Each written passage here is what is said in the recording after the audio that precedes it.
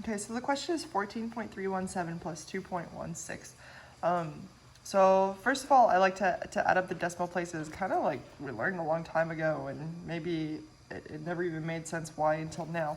So I'm just gonna go from left to right, 774.61, so 16.477. But of course, we're looking at measurements, so when you're adding and subtracting, don't forget that those have different rules. You want to look at precision.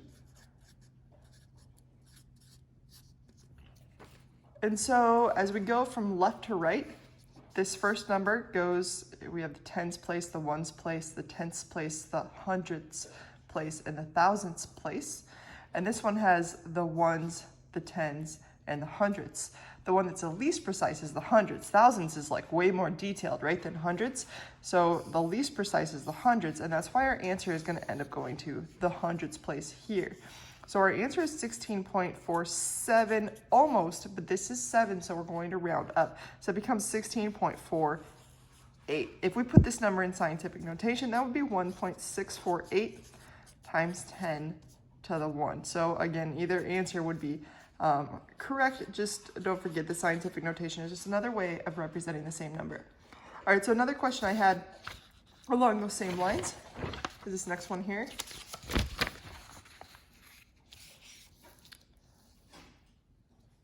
Where I have 12.07 plus 2.6, and then all divided by 3.414.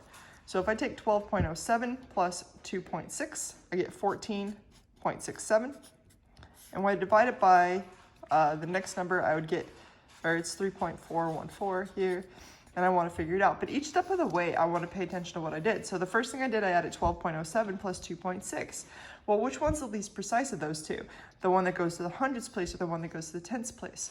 And hopefully you're saying the tenths place. And that's why this answer, technically, we only know to the tenths place. We keep this extra information because you don't want to round it off. You'll end up losing extra information. So we're just going to keep it to the tenths place. But what that does is then when we multiply or divide, you look at sig figs. And so now we're multiplying or dividing, we're looking at sig figs. We only really knew these three numbers because, again, this one went to the tenths place, so that goes to the tenths. So when we divide, you end up with 4.30, simply because this one has 3 sig figs, because this came from this. And it all kind of plays into the end. So there's no one way to look at it and have an idea of how many sig figs there are.